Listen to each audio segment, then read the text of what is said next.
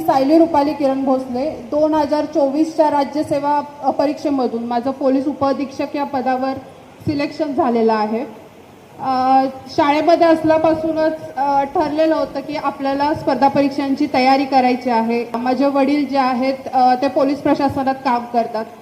12वी पर्यंत शिक्षण जे होतं ते माझं कोल्हापूरमध्ये पूर्ण झालं। त्याच्यानंतर माझं पदवी शिक्षण जे आहे ते BA electronics and telecommunication Panvel येथून पूर्ण झालं।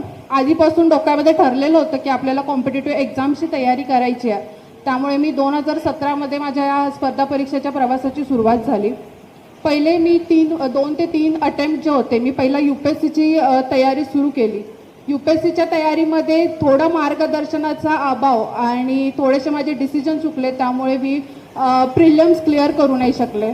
त्यानंतर कुठेतरी असं वाटलं की आपल्याला आता UPSCचे जर प्रिलिम्स पहिला टप्पाच जर क्लिअर होत नसेल तर आपण MPSCकडे वळण्याचा डिसिजन घेतला पाहिजे। त्यामध्ये माझ्या कुटुंबाने मला प्रत्येक माझा जो काही डिसिजन असेल, मग तो स्पर्धा परीक्षाची तयारी करण्याचा असेल किंवा मी UPSCकडून MPSCकडे शिफ्ट होण्याचा असेल, त्याला त्यांनी प्रत्येक वेळी सपोर्ट केला। मी MPSCची तयारी 2020 मध्ये चालू केली। पहिले 2 अटेम्प्ट दिले, पण आपल्याला नेमकी अभ्यास MPSCचा काय करायचं आहे, MPSCची डिमांड काय आहे याचं माझं पहिल्यांदा माझ्याकडून पहिला चुका झाला। त्यामुळे मला पहिले 2 प्रिलिम्स जे होता ते मी क्लिअर करू शकले नाही। त्यानंतर 2021 मध्ये प्रिलिम्स क्लिअर झाली नाही। त्यावेळी कुठेतरी सेटबॅक बसला होता, एक अपयश आलेलं होतं की वाटत होतं की आता गिव्हअप करून टाकायचं। आपण अभ्यास करतोय, पण आपल्यासोबत आपल्या पॅरेंट्सच्या पण पेशन्सची टेस्ट जी आहे ते चेक होत असते। त्यामुळे 2021 नंतर 22चा अटेम्प्ट ठरवला की आपण प्रिलिम्स अशीच जाऊन द्यायची, आणि लकीली त्यावर्षी माझी प्रिलिम्स क्लिअर झाली।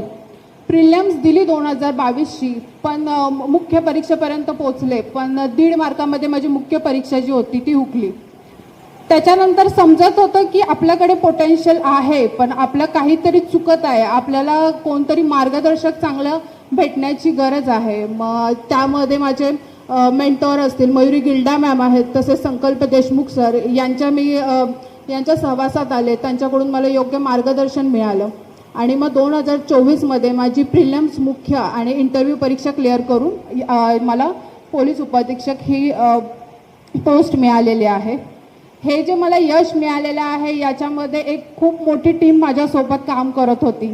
माझे पालक, माझे मित्रमैत्रीण, माझे मेंटॉर, ह्या सगळ्यांनी मी जितक्या ताकदीने अभ्यास केलेला होता तसंच त्यांनी तितका सपोर्ट केला आणि त्यांनी माझ्यावर जो विश्वास ठेवला होता, त्याच्यामुळे मला असं वाटतं की आज मला हे यश मिळू शकलेलं आहे। तर मला